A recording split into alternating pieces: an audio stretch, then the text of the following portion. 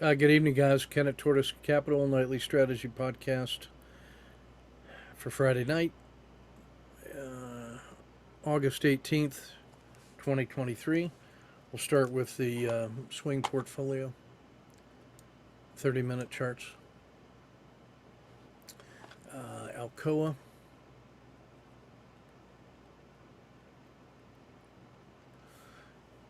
The collapsing dragon swing, we closed today when it breached PSAR +3.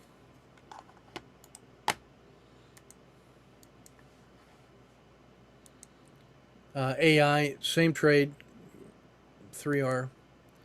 My brother's asked me to start tracking Amazon. I don't have any trades on it yet.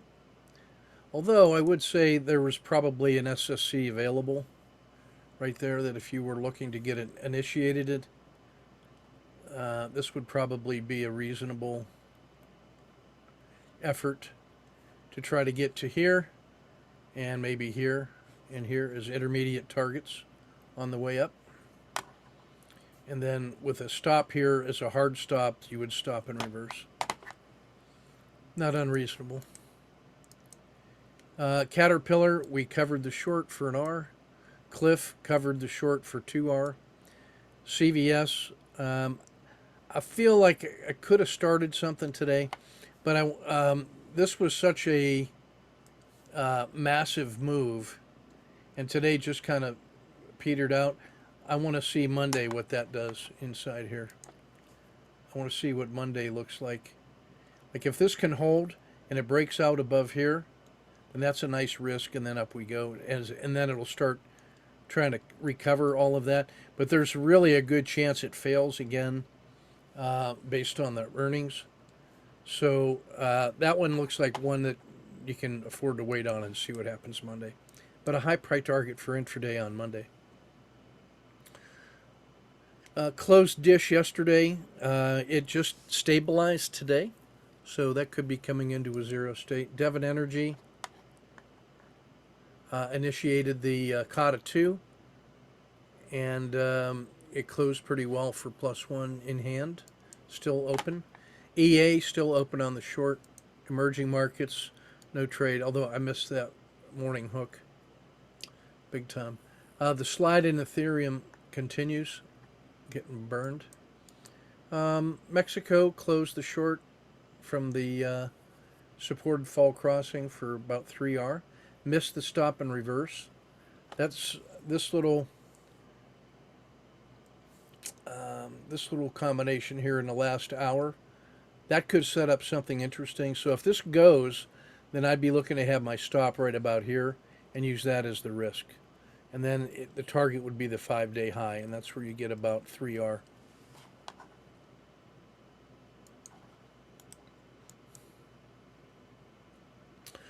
Covered the short for no lose, plus dinner for 2 in Brazil. Intel, no trade. I like that it's stabilizing. IP, I missed the Kata 2. IYR closed the double position short.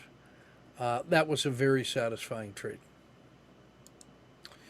KRE, also a very sad. Those two trades there were some of my first ones coming back after the surgery. So this was where the I came home from the open heart surgery and kind of easing back into it with some of these lesser volatile names like real estate and regional banks. And those were both very, very satisfying. Yeah. Mattel covered the short for 2. McDonald's still in the short, holding 4 on that one, and that's going to be a high priority on Monday. Merck, I like the way that it held support at this price level here. You know, this is continuing to hold. If it wasn't the weekend, or if I was more energetic, I might have tried that, but I was kind of in a low energy state today. Was retaining a little water, so we added some meds, and it made me a little sluggish. Microsoft covered the short. I like the positive burst. That's some people in the last half hour trying to establish some positions for next week after this 2 legs down. So that looks to me like some value players in Microsoft coming in. Marijuana, no trade. Nvidia initiated the Kata 2. You could legitimately consider that an SSC because we're in the winter and go. But I am looking at it from this perspective. I like that it held. It gave me a nice morning hook. It closed really well. I think Nvidia should be one of your primary targets Monday. Clean Energy covered the short for 5. Rivian, no trade, missed the short on that one. S&P recovered nicely with a grind today. It closed here and then gapped down to here, and then the whole rest of the day was a grind up. So when you see that massive sell-off and then a quick hit to the bottom and then a grind, that's usually a hint of a reversal for next week. So I'm going to be playing it that way. I think, let's see, treasuries. Come on, boys, work with me here. Yeah, treasuries gave the same kind of feel. Tesla, I covered the short yesterday. There was an extra day and a half in it, but I do like that it stabilized today and did the PSAR flip. If I was a younger man, I might have taken that one in anticipation of a gap up and go and get the gap on Monday, but there's plenty of time for that. Let me just tend the fire for a while. Stabilizing in U.S. Steel as they try to figure out what the mergers and acquisition game is going to be. That was just a one-time gift, and we were happy to take it because that was about 30R, if you remember that day. What a nice return from open heart surgery that was. Holy moly. So that's the hybrid swing portfolio, 30-minute charts. Again, I'm going to put together a workshop just on that technique, leveraging the 8 months of our very successful applied trading this year. And that's almost 1,500 trades. Let's see. Let me go to...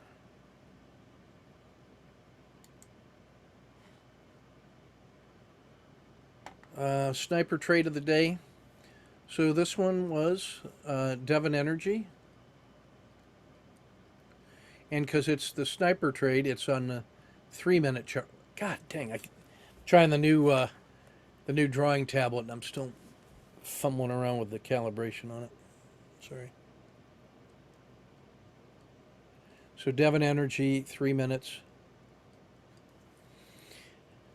So Devon Energy is a sniper because the alert came from the fact that this was the biggest percent downward gap in my whole stack of hybrid swing tradables. That was the largest gap down percentage. Okay, so I trigger on that right away.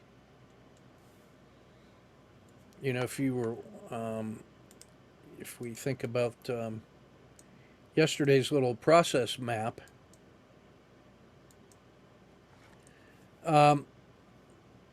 when I've gone through my regular design and analysis process and I got my list of tradables and I got my scouts out and I'm watching all of these prepared trade frames, you know, where I know the size of the yellow zone and all that stuff. And I've got my trader and fireman standing by. The alert comes from things like, hey, what was the biggest gap down on a percentage basis? Because if something was like this and then had a big gap down and then starts zooming up, well, the natural inclination is to hypothesize, hey, could it go all the way back up and close that gap? Could it? And can I put a small risk box on it and then get that to no lose plus dinner for 2? That is a standard opportunity trade, that morning hook, that it's, you know, that's just standard work, guys. That's what you do in frog trading um, and advanced sniper trading. Okay, that's just what we do. Um,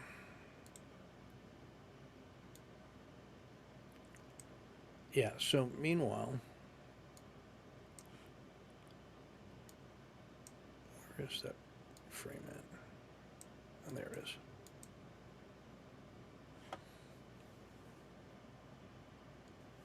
So just as a matter of perspective, here was yesterday's close. Here's the gap all the way down. I've got my standard risk box already sorted out using the R10 at 17 cents in Devon. And the size of this box is, I just round that up to 20 cents. So that yellow box is the standard work. And this thing gaps down to here and it moves a whole risk box off the bottom. So it's not unusual for me as a hybrid frog to just trade that and not even waiting for the OR3. And there's an extra R if you do that. You get an R in the first 3 minutes if you do that. But you don't have to do that.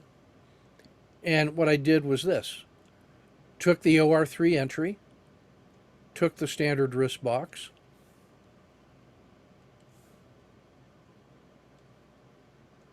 right about here, get to no lose plus dinner for two, pick up the PSAR and the belly of the dragon, take that one. Could you take this one at the edge of the dragon and get the, on this little run up right here?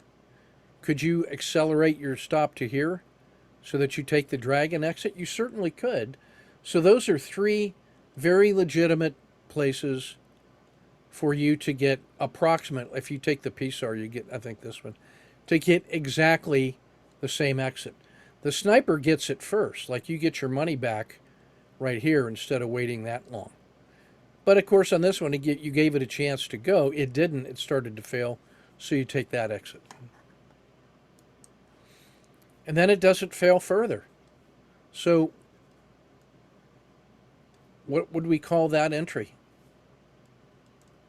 with our standard risk?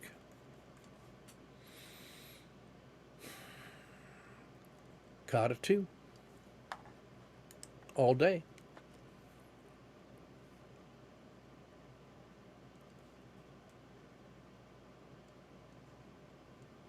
Standard exit, 4R. There was an extra one available. We'll take it.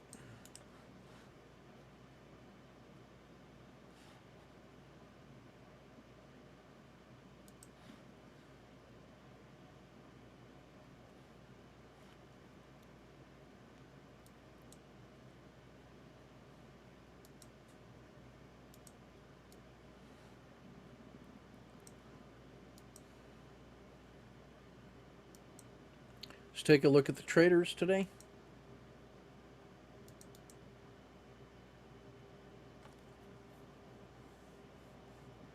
Yeah, now I want you to, Lou, if I think are you in here today? I want you to take a look at the visual display on my chart and compare it to the visual display on your chart in terms of clarity and a little maybe simplicity. It took me a while to learn to take things off. So I use non-colored bars that are thin so that they don't distract me. Like I find that very difficult to see, where the VWAP is and the RL10s and all that. So notice the difference on the simplified sniper layout. I've reduced that to the minimum mission essential dashboard to make the trades I want to trade. I've color coded the RL10. I've included the PSAR, included the Dragon and the 30 RL, and none of the other ones. The other ones are good for getting, your frame of reference. Like I might add the Z3 lines back if I'm being honest. I could even argue the Z2s. But it just, and then I just turn the river off because I know where that is. And it just makes it easier to see things. Like I can see, like I'm not distracted by the difference between red candles and white candles. So give that a try and see what that feels like. If you simplify that dashboard, like this is this is a reasonable intro. I'm not going to say excellent. You do get that you're taking the risk box correctly, but you know we might have gotten a 1, 2, 3 entry right here at the PSAR if it was easier to see, and then our risk box could be a little smaller, and then we'd have this whole move, and then you could take that exit either here or here at the dragon, but certainly letting this come all the way through the PSAR and then the VWAP and then turning a winning trade into a losing trade will hurt your feelings. I also think that if you're just going to look at one symbol, that I think you should try the 3-minute because you get more information, and if you have a simpler info display, you may find that easier. Give that a try.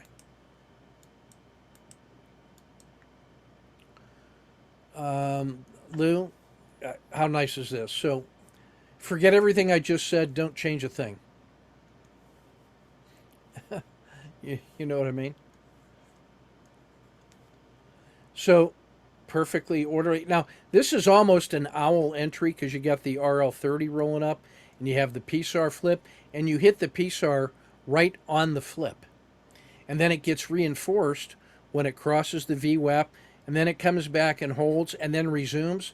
If I was ever going to add a second position, it might be right there. Whereas it leaves Z2. Because you've got a 2R battle drill right about this level. Or I'd add it at the Z3 pinch excursion. Or when it crosses the RL270. And that's such a beautiful dragon exit on one position for 5.5. And this could have been 10. But we'll take 5.5. Very nice.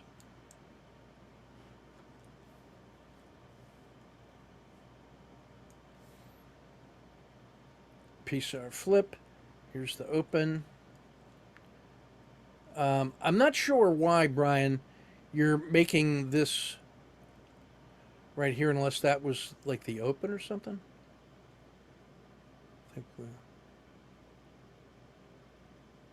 Yeah, I'm not sure why that's the case. Red box. Fail. Oh, okay. I'm sorry. Fail. I see that. I think.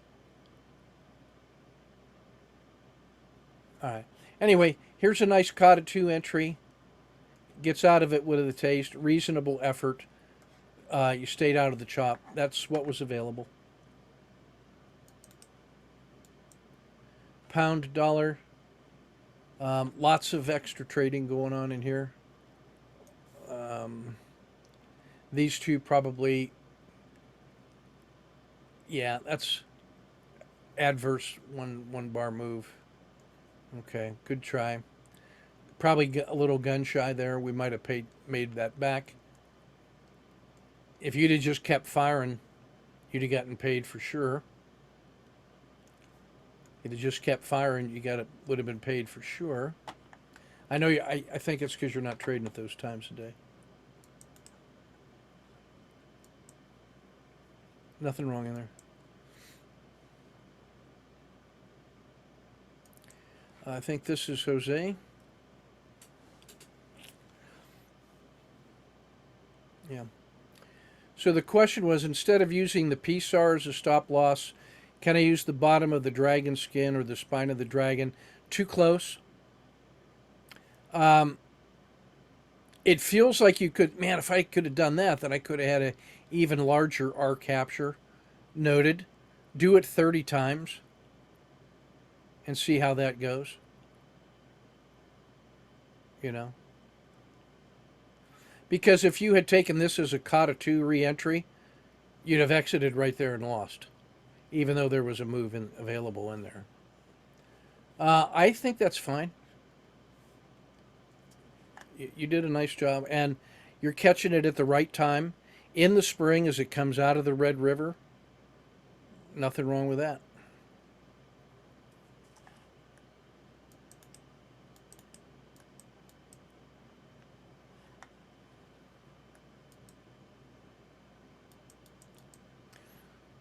This is swing trading one day at a time with my brother. On this is the Amazon trade. He asked us to look at and talked us through.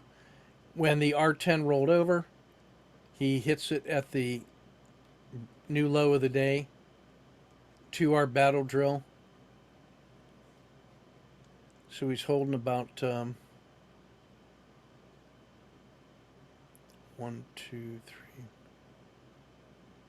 Oh, I may is that an exit? Well, I think he exited and scratched there, so that looks like +2,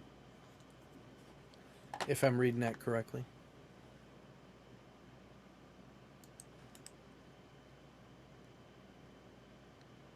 I find that the daily is brutal on that, brutally slow. All right, let's take a look at the weekend reports, see where we're at. So this little 2-day recovery, it makes it feel like we had a pretty strong bull, a little dip, and then the last 2 days have started to come out of the the buy on dip. So this is on volatility. This is winter and starting back into the spring. Like this was a great long side swing, and so was this one. Both of those were great on the long side for swings. This one was pretty good. So we're right in that position where if this starts marching up and then gets into the summertime, it's going to be very good. So let's be mindful that there's an opportunity coming. We see what's working longer term from the core, all the tech, and the large caps. And then the current leaders halfway through the month basically remains the same thing, although energy is starting to make that move, as is Cisco and Intel. We like that. So the regression line fractal framework study. Here's our peak of the RL10. Here was the RL270. That was when that rolled over. Now we see that thing racing down to rejoin. We are in a absolute critical state right here, because the bullish move of late October 2022, like that move to here, was enough to take the long-term trend and turn it sideways. And then this next couple moves were enough to get it turned and get some traction. So there's some optimism in the long-term buy and holders. Well, when the traders look at that, they say, well, we were able to get out of the doldrums. This was a key turning point. We got another couple legs up. And now they say, hey, we're right at the place where the great collapse happened. And so as this started selling off a little bit here, it got a second leg of momentum. And now the traders are actually much more pessimistic than the longer term guys who are saying, what's there to worry about? So the 270 gives you that long-term buy and hold mentality. The 10 gives you the trader's price and the trader psychology. This is the long-term buy and holder psychology, right? So what's a person to do? Well, this is where I like to use the RL90, which is the green line, and look exactly where that guy is. So if I took a look at traders, intermediate, and long term, and this was reflected by the 10, the 90, and the 270. Remember, the 30 is in here just as the health of the trend. And the health of the trend has also rolled over. That's why this has been an owl entry right around in here. So the owl is ready to collapse. So both of the short-term guys are feeling downward concerns. The long-term guys, after such a long period of suffering and sideways and recovery, they're actually pretty sanguine about this. They were probably getting in somewhere around here. So they still have a little bit of room on the plus side that they've gained. So if the long-term guys are happy and the short-term guys are sad, we can look at the, I didn't mean to erase all of that. We could look at the 90 as the intermediate between the traders and the long-term guys, right?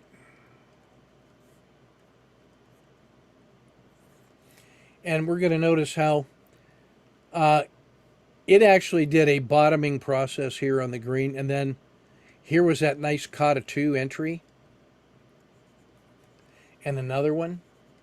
And all it has done is roll up to here, and now this temporary weakness, I'll say, or the recent weakness in the RL10 and the RL30 is just enough to take this rising RL90, which would have continued like that. If the 10 had continued like that, then the 90 would have continued like this. But the fact that the RL10 and 30 rolled over and are coming back into station is enough to make the RL90 just roll over and get to that 12 o'clock peak position. You know, it gets to here. It says, all right, what are you going to do? Are you going to, if the RL10s continue to collapse through the 270, through this support ribbon, so if it gets below 420, then this is a serious fail, because it's going to take it back into this cluster, right? And that's why the RL90, the intermediate guys, are looking to say, you know what, think of that as the early warning for the RL270 guys who are trying to preserve this much gain. So there's going to be a stop level for those guys right about here. I'm going to call it 430 because that's a nice round number. The more aggressive long-term holders are going to start exiting there, and I think the other long-term holders are going to exit around 420.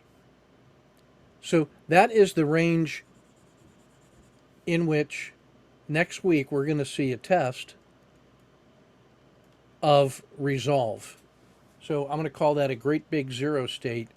And the two exactly equally likely scenarios is, first, the RL10, based on today's recovery. Remember, today was like, there were 4 or 5 days down, and then today gapped down, and the S&P did that and closed at the top. So they put a little wedge in. And this could be the buildup of, next week. If it does that next week and we get a strong day or a strong week after 3 down weeks, then in retrospect, it will be obvious that this was a support level, and the RL10 and price is going to go like this. And then the next test, the target would be the peak at 460. And if it breaks out from here, then this thing is long and strong, because 473 is all-time high, which happened way back over in here. So that's scenario 1, the rosy scenario.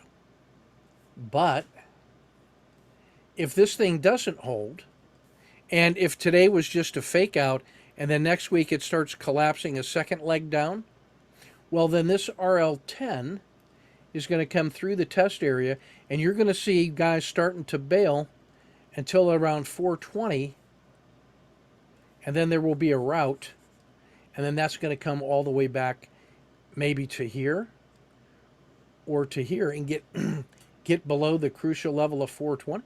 So both of those, that's scenario 2. Scenario 2 is it fails through the test, and scenario 3 would be utter collapse. So as I'm thinking strategically, a week at a time,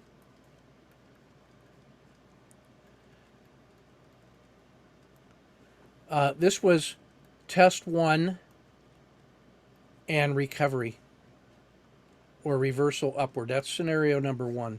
That's this one. Test 2 is fails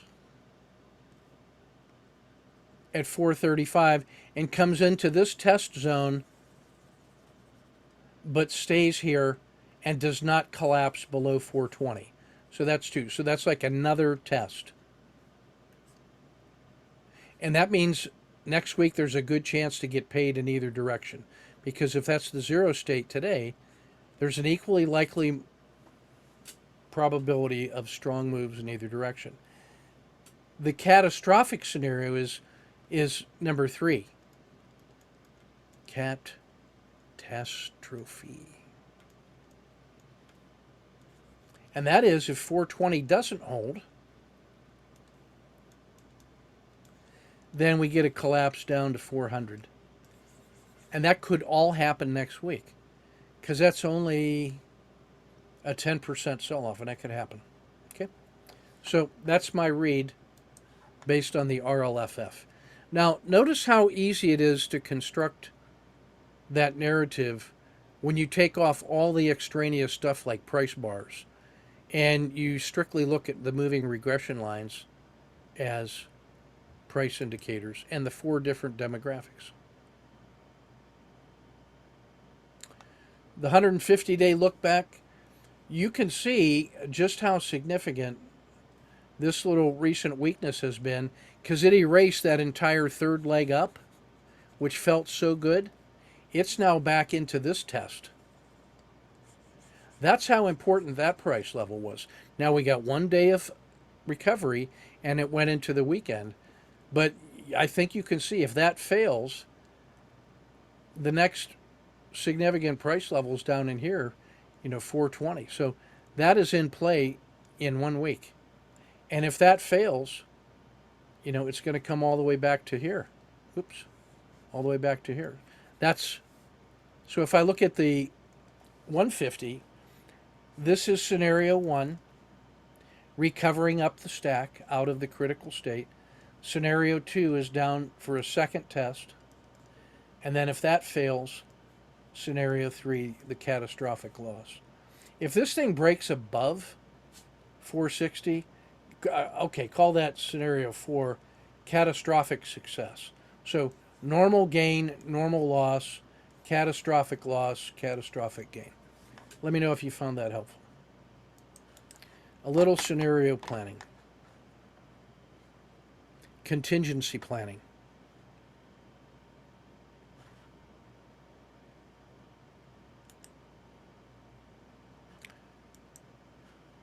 The 30. Now, again, this is where I want to just show you what we mean. Here's that harsh selling that it peaked, came through the PSAR flip, leg 1, pause, collapsing dragon down into here. And then today was the gap down and one grinding up.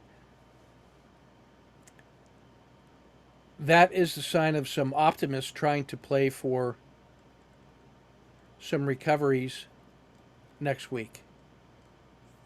They were willing to buy that with some amount of money to establish it right there. So again, that's scenario 1.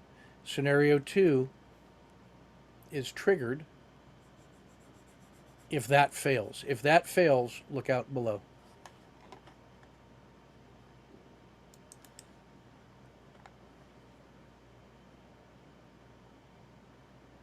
Yeah, and now you can see that this was steady. This quick bottom, That was pretty steady buying pressure all the way. Winter, spring, already through the Red River.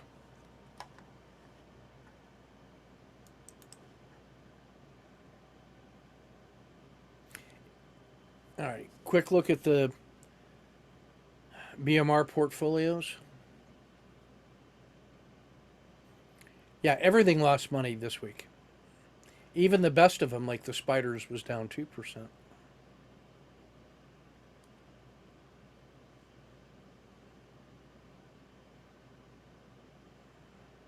Ooh. What was really bad this week? Let me come down and look at this. Clean energy. So if if all else failed, you got to be ready to say PBW to the downside. And Asia less Japan, China. I mean, who in their right mind thinks that's a good idea on the long side? They ease your money short.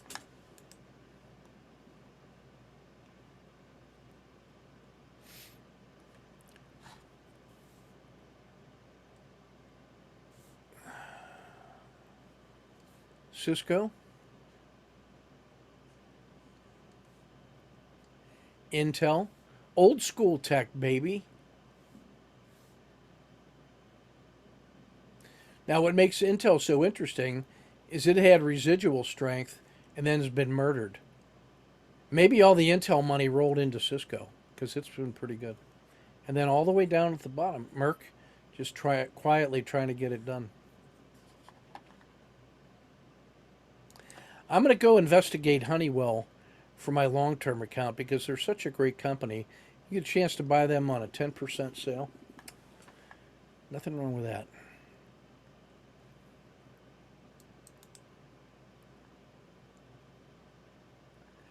I guess I don't understand how you can be a pharmaceutical company like Walgreens. As much money as I spend on them in medicine these last few, how how does that happen? Their management must just be terrible. I think these two are on sale, and buyers are sharpening their knives. You get a chance to buy the two no-brainerest companies on a 10% sale. If you're not looking to buy into those with wide stops on the 3-day and 9-day sniper, that is a 3-day, 9-day sniper delight. Microsoft and Apple. And Intel's starting to set up for that. But this was such a bad 1 week. I might need to see a little more payoff. But man, Microsoft and Apple.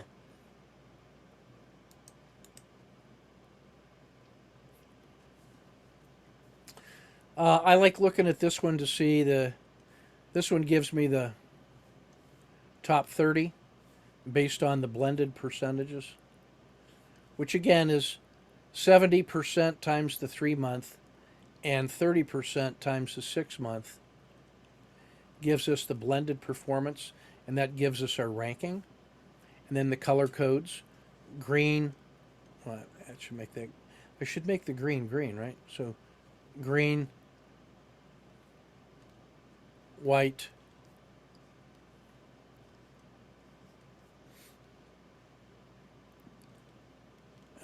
yellow, and red consists of our little structure that says the average return in each one of these columns. The average return is the boundary between yellow and white. That if you're white, you're within average plus one standard deviation. And if you're in yellow, you're within between average and minus one standard deviation. And about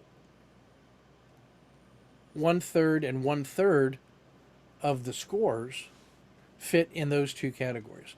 And then it's green if you're in the top 6, red if you're in the bottom 1/6. So you get this, if we were to array that as a histogram, you said +1, -1, you'd see this as if you're the outlier to the right, you're in the green.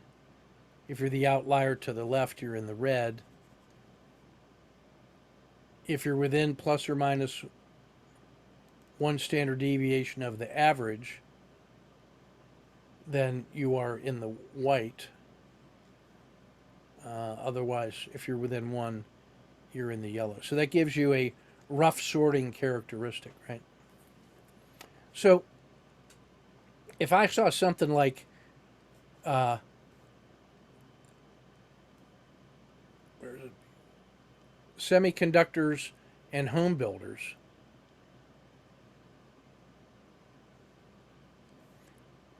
long term they have been absolutely great. Long term they've been way out here. Long term leaders. But this week they got absolutely assassinated along with XLY. So long term they're out here, but short term they're getting murdered. So that's why I say from extreme setups come extreme follow throughs. When you're looking at that standard sorting condition,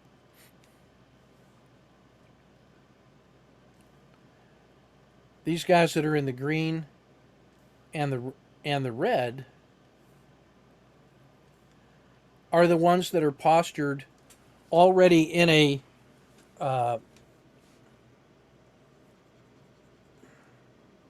critical state.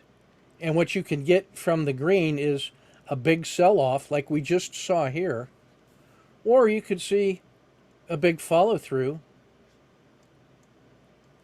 like we saw here.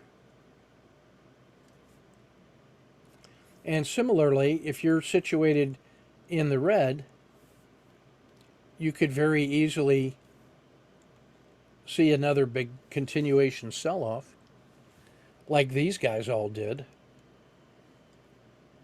Horrible plus horrible equals horrible. But you might also end up seeing something like that. Who are those? Fairly close was international real estate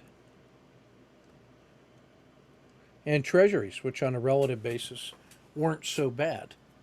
Not enough to hang your hat on, but just that's how this rough sorting mechanism allows you to quickly scan hundreds, if not thousands, of symbols for the types of things you're looking to add. Okay? Standard work here. Let me come back to this one. So the things I like to look at in this one: oil and gas is green and white. It was good, it's now great. Chance maybe to exploit new strength, maybe the new leaders. And there's oil, hint. Commodity Index Trust, hint. But otherwise, these are the guys that are solid green all the way through. Here's the S&P starting to slow down a little bit. He's white and green.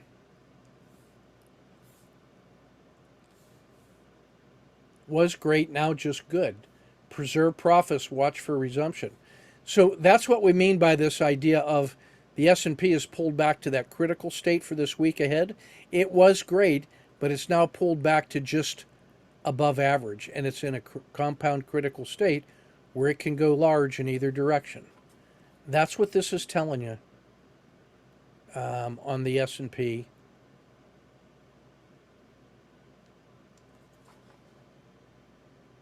Okay.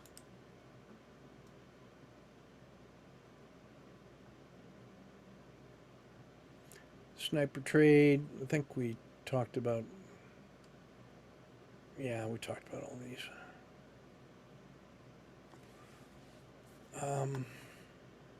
Sorry.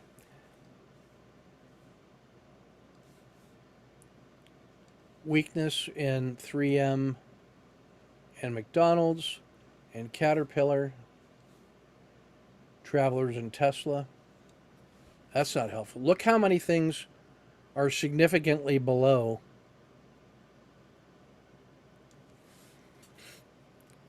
their 10-day high. And then look at all of the things that are firing on these mechanical swing patterns. Most of those swing patterns require strength and then a significant sell-off, which allows you to frame a critical state trade in either direction. And then if this is the size of your risk and you can get multiples back up to the 10-day high, that's where this auto framer reward to risk ratio comes from. Now you can also scan the doji column to see which ones also were very tightly compressed today. So you might like something that sold off harsh and ended in a doji and then has a large multiple for the auto framer, like Caterpillar, like Disney, like Goldman Sachs at 6.9 to 1, like 3M at 7 to 1, like Tesla at 9 to 1.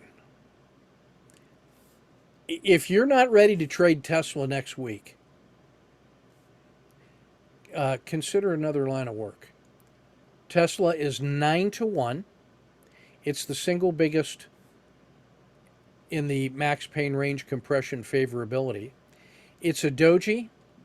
It's channeling an overreaction. It's 5 days down. And it's a maximum pain candidate. And all of the easily flustered guys are lost because it made new lows today on a 10-day and 30-day. So where's the risk? It's already horrible. This thing has been doing so good and then sold off, and then the last day today was down here. One more set of pain and suffering just to set up next week's run. Watch for a lot of buying pressure in Tesla. On the ETFs, as a mammal, I'm attracted to fire. On the NDX, these are things that all made new breakdowns below, right? So here's one in Asia less Japan, emerging markets, lithium, tech, consumer discretion. This comes from weakness in Tesla, Amazon, and Home Depot, which comprise about 30% of that entire index, are in those three stocks. And they all got slaughtered. Lithium is so bad, you got to say, is somebody secretly working on stuff that allow us to create batteries out of something other than lithium? Well, our buddies down in the physics department at Kansas University just announced something which said there's this little very thin light thing called graphene, and the temperature fluctuation of graphene when it is connected to nonlinear diodes, the temperature fluctuation will generate power. University of Kansas, baby, leading the way. That's sort of like in the same way that if you do it right, you get waves in the ocean, and the up and down motion of the waves moves a float up and down, which turns a crank and generates power. That's like an applied solar power. Anyway. There's just so many things that auto frame. It's a buyer's market. It really is. And there's so much pain and suffering, it's a real buyer's market. And so now look at this. Tesla in the number 2 position. 8.9 to 1 on the auto framer, 2.3 to 1 on the my range stat divided by my risk. So if you take the my risk, if you put a $5 risk box in Tesla, and then Monday it moves a range stat in a single day. That gives you a 2.3 to 1 reward to risk. So I like this little adjustment to our daily squeeze because anything that's on a hyper squeeze that is also favorable on the reward to risk, if it greens out in both of those directions, I'm loving it. Microsoft does, Goldman does, Tesla does. That's what you need right there. I've sorted this one, the auto framer, based on the reward to risk ratio that's available. There's Tesla. Three emerging markets, Alcoa, clean energy, Intel. There's more things that I can shake a stick at just from that. You might be interested in ones that have that very favorable reward to risk ratio and were positive today. Just a thought.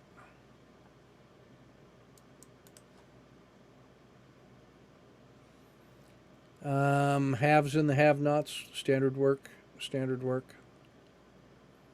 All right, that's everything I got for us today. I'll get this posted for you. And thanks for hanging in there.